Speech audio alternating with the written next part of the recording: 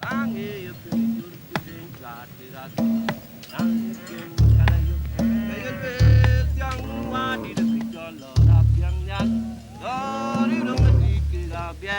song of the Dinka takes a season to write and can last as long as he has the energy to sing it. The song is a way of spreading news in a land where few have radios and electricity is still a dream. This year, the Dinkas are singing a lament. It tells of man-made conflict and natural disasters. It's a song about the dry season just past, when the farmers had to eat their seed grain, and of the rainy season ahead, when the only crop will be hunger.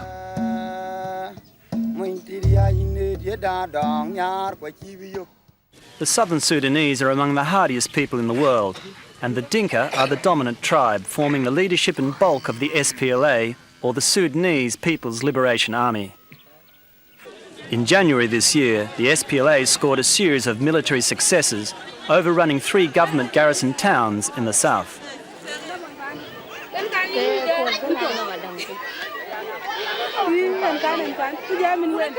Fearing military defeat, the government of Sudan has turned to its ultimate weapon, starvation. In February, it banned the aid flights that have been the only lifeline to the south, which, because of the war and the drought, is rapidly moving towards famine. If we don't secure the situation right now, it's going to become worse.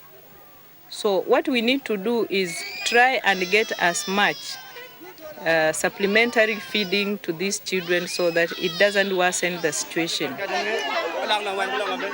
The growing hunger in Sudan presented the UN and aid bodies with a critical decision: how to get food into the south in time to stop mass starvation.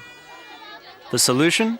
The most ambitious road convoy ever to go into southern Sudan. A logistical nightmare.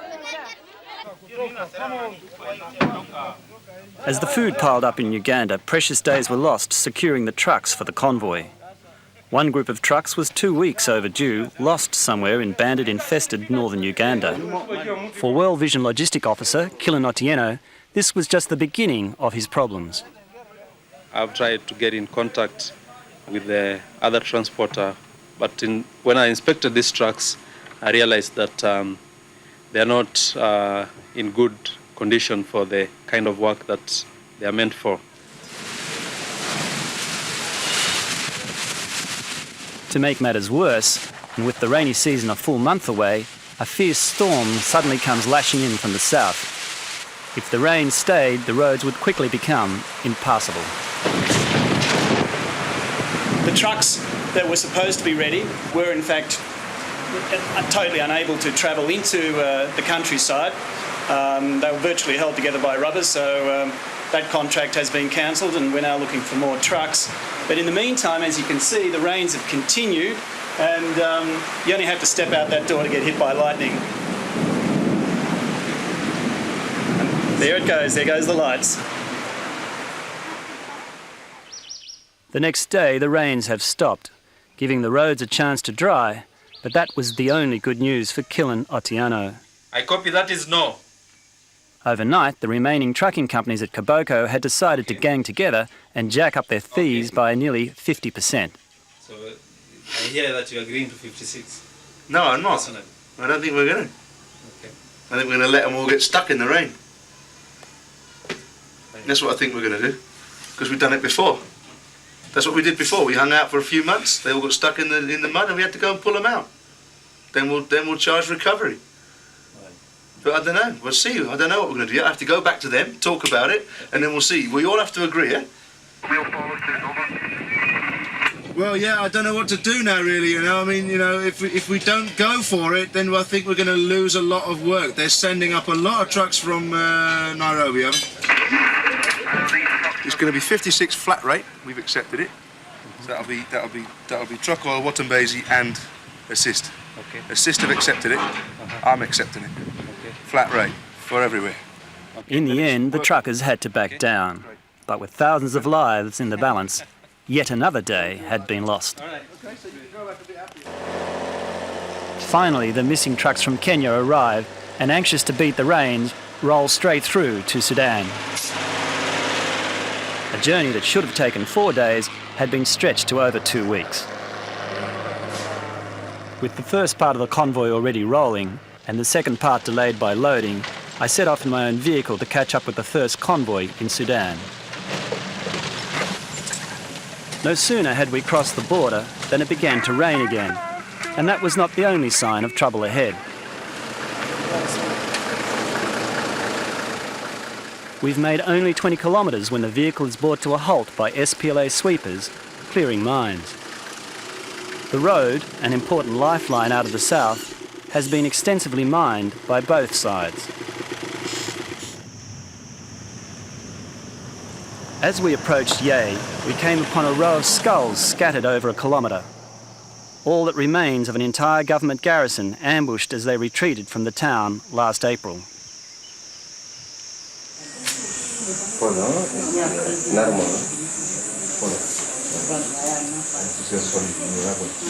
When we arrived at Ye, we found the hospital was filled with wounded civilians. These people are the innocent victims of the Sudanese government's vengeance for its military setbacks. This is Ye, about 40 miles inside Sudan. It's a popular spot for Sudanese government bombers to hit. Yesterday they got lucky. At 10 a.m. they managed to put 4 bombs onto this hospital. The final bomb went into the bunker behind me, hitting 40 people. 2 children and 5 adults died outright, while scores more were horrifically mutilated. The hospital is the largest in the region, but now, because it has been deliberately targeted, patients are afraid to come near it.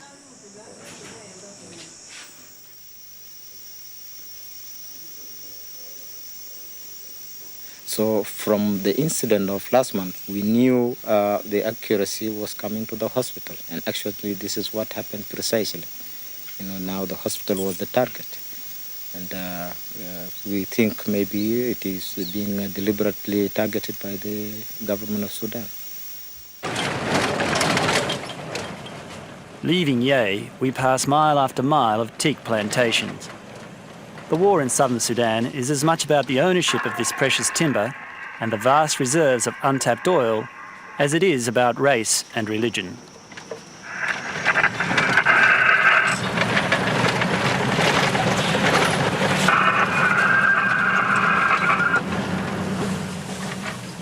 When at last we catch up to the front of the convoy, it is at an SPLA checkpoint, manned by soldiers released from the fighting, looking for transport.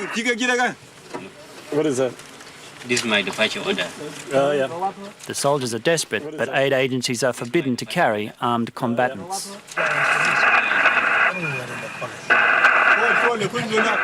The soldiers refuse to let us or the trucks through without giving them a lift. You come here, this way. Come to me. Okay. After 2 hours, we decide to drive around the checkpoint, passing over a bridge which threatens to collapse. That's about to give way. That really is about to give way. Ooh. Well done. World's best driver.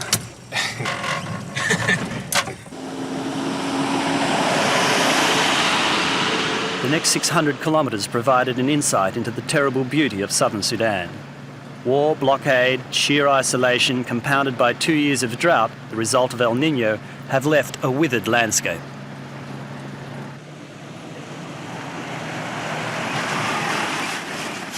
Three days of hard travel has covered only 900 kilometres when we finally arrive at the World Vision base at Nabokok.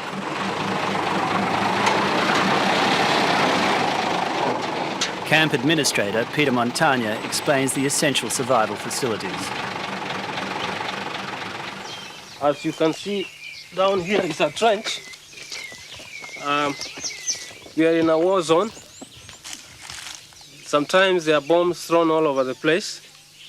A couple of weeks ago, there were some thrown on the other town, and some 16 people died on the spot. Another 20 or so were hospitalized. So we have to deal with this situation by having trenches that people can run in and lie flat. so that the bombs can just fly on their heads, but they can still have their lives. You can see outside there where the hit came through. Outside there.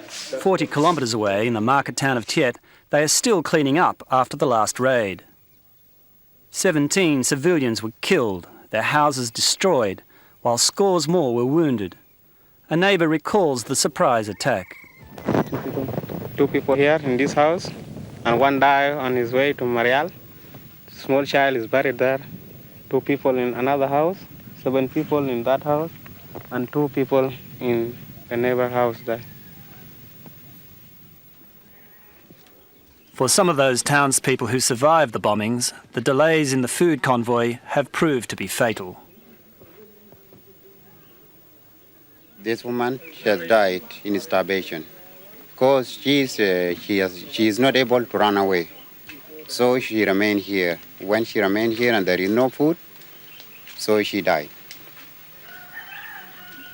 And there's another one that's died this morning? Yeah, there is another one there behind this market.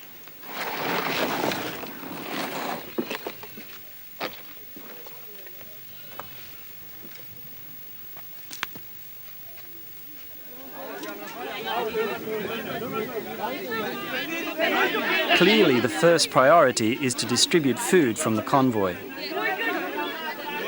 We have a total of wheat flour, 296 bags. Tell them. News of the distribution spreads quickly. By mid-morning, large crowds of desperate people have already gathered. As the temperature soars into the mid-40s, tempers flare. More police arrive and the distribution continues peacefully. When the food from 2 trucks is finally divided, there is only enough to last each family 1 week. The food in the remaining trucks must reach the more than 130,000 people in the immediate area.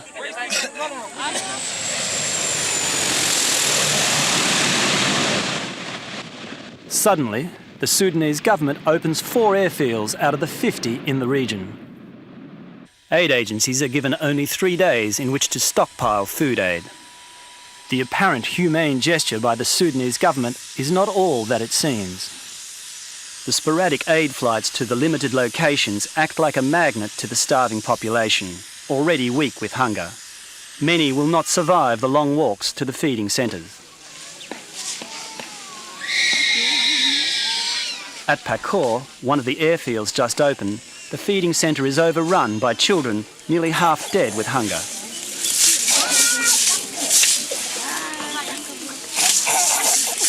These pictures prove that famine is already a reality in parts of southern Sudan. The children in this Médecins Sans Frontières camp will live, but only so long as the Sudanese government allows the flights to continue.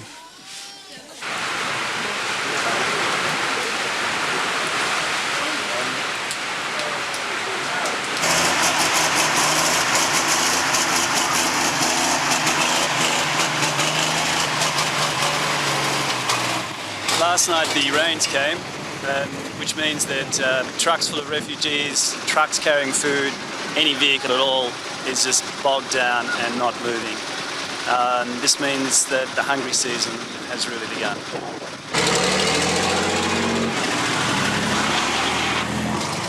As the last truck in the convoy struggles into Thiet, it is clear that from now on, any food coming into southern Sudan will have to arrive by air. Refugees from hunger in Thiet take advantage of a break in the rain to commandeer a truck to take them south. They will try to wait out the hungry season with their Dinka relatives who may still have some food left. Tragically, this only expands the famine. You are there to receive them. Not even, you cannot say, I didn't budget it for your coming. It is not in our culture. Culturally, you receive them. If you were to have food for your family for maybe 3 months, that food is going to be consumed only for 2 or 1 week. because of the newcomers coming in. And then after 1 week, they started starving together.